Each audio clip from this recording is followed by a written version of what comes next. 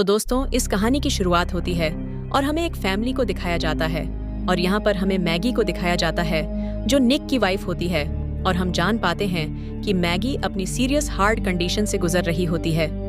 हम जान पाते हैं कि इसका ज्यादातर वक्त हॉस्पिटल में ही गुजर रहा होता है क्योंकि उसका नाम हार्ट ट्रांसप्लांट लिस्ट के प्रायोरिटी लिस्ट पर है। और हम जान पाते हैं कि मैगी के हॉस्पिटलाइज रहने की वजह से निक को अपनी जॉब के साथ साथ अपने 2 छोटे बच्चों का भी ध्यान रखना पड़ता है और यह उसके लिए काफी ज्यादा मुश्किल होता है। और अब निक इन सबसे ज्यादा परेशान होने की वजह से वह एक एआई की डिमांड करता है और वो अपने घर पर एक लेडी एआई को हायर करता है ताकि वह उसके बच्चों का ख्याल रख सके।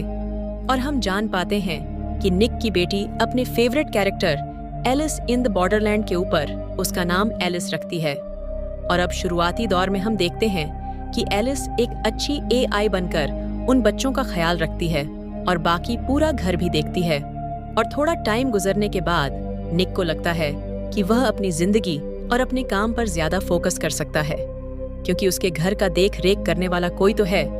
लेकिन यह सब कुछ एक दिन बिगड़ने लगता है जब एलिस अपने प्रोटोकॉल के खिलाफ जाने लगती है। और हम देखते हैं कि एक दिन निक जब अपने काम से परेशान होकर अपने घर लौटता है तो उसके घर पर उसका एआई कॉन्ट्रैक्टर मिलता है जो उसे बताता है कि इस एआई की जगह पर हम एक इंसान को रखना चाहते हैं। और ये सुनने के बाद निक काफी ज्यादा टेंशन में आ जाता है। तब एलिस उसके पास आकर उसकी हार्ट बीट को फील करती है और उसकी हेल्प करने के लिए सेक्सुअल फेवर ऑफर करती है। लेकिन यहाँ पर निक ऐसा कुछ भी नहीं करना चाहता है, लेकिन उसके मना करने के बावजूद वो कमजोर पड़ जाता है और उसके साथ इंटीमेट होने लगता है।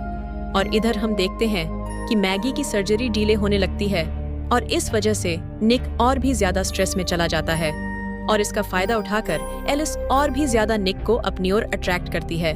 और अब इसी एआई के साथ निक अपने आप को रियलिटी में महसूस करने लगता है और इस तरह से वह एलिस के साथ इंटीमेट होकर उसके साथ एक अच्छा रिलेशन बनाने लगता है। और अब निक के साथ और भी ज्यादा प्रॉब्लम हो जाती है जब वो सोचता है कि अब वो एलिस की मेमोरी को रिसेट करेगा। लेकिन ये रिसेट एलिस के एथिकल प्रोग्राम को हैक कर लेता और एलिस का प्राइमरी मिशन खराब हो जाता।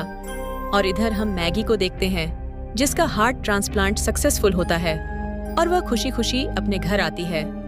लेकिन घर के अंदर आने के बाद जब उसे पता चलता है कि घर के सारे काम तो एआई एलिस ने ले लिए हैं, तो इस बात से उसे थोड़ा अजीब लगता है। और अब एलिस घर में रहकर बस एक ही बात एहसास करते हैं कि उसके 2 बच्चे हैं और उसका हस्बैंड है जिनका वह ख्याल खुद नहीं रख सकती।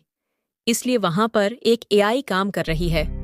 और थोड़े टाइम बाद जब उसे यह भी पता चलता है कि निक ने एलिस के साथ फिजिकल रिलेशंस बनाए हैं, तो उसे और भी बुरा लगता है और उसके दिल में बस एलिस के लिए नफरत भर जाती है।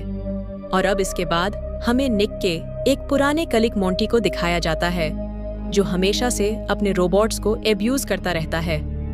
और एक रात वो निक के घर पर आता है और अब मोंटी को इस बात पर गुस्सा आता है कि उसकी जगह रोबोट ने ले ली है और इसी वजह से वो निक को धमकी देता है, जिसकी वजह से एलिस अपने आप मोंटी को मारने का डिसीजन ले लेती है।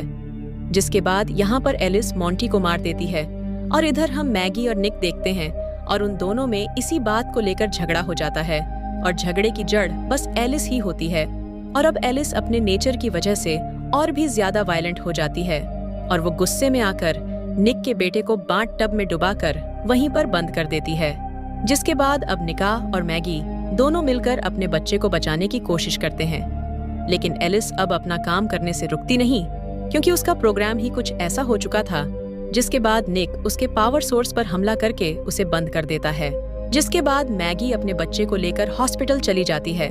लेकिन जाने से पहले अब निक को एक बात याद दिलाती है कि उन्हें अपने बच्चों की जिंदा रहने के लिए उन्हें एक साथ रहना पड़ेगा।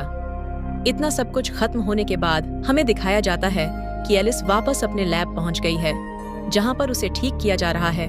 और अब यहाँ पर एलिस को रिसेट करने के लिए लाया गया था।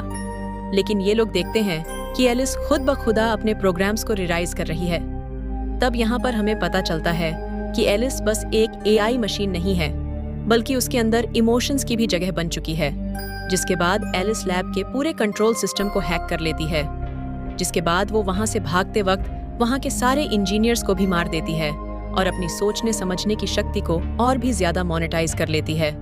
और इस वक्त एलिस ने अपने प्रोग्राम को अपडेट भी कर लिया था, यानी अब वो और भी ज्यादा खतरनाक हो चुकी थी। जिसके बाद एलिस वहां से फौरन उसे मारने के लिए हॉस्पिटल जाती है, जहां पर निक और उसकी वाइफ मिलकर उसे मार देते हैं। और ये दोनों एक दूसरे के साथ मिलकर एलिस का पूरा सामना करते हैं। लेकिन यहाँ पर हमें दिखाया नहीं जाता कि एलिस क्या सच में खत्म हो चुकी है, क्योंकि अब वह सिर्फ एक शरीर नहीं थी, बल्कि वह पूरे सर्वर में थी और वह कहीं से किसी भी इलेक्ट्रॉनिक कंपोनेंट पर एक्सेस पा सकती थी। और यहाँ पर हमें हिंट दिखाया जाता है कि इस फ्यूचर में और भी ज्यादा खतरनाक बन सकती है। अब लास्ट में दिखाया जाता है कि निक और मैगी एक दूसरे के साथ खुशी खुशी रहने लगे थे। और यहाँ हमें इस लैब में दिखाया जाता है कि एलिस का थ्रेड पूरी तरीके से खत्म नहीं हुआ है। और इसी को दिखाते हुए इस कहानी का यहीं पर एंड हो जाता है।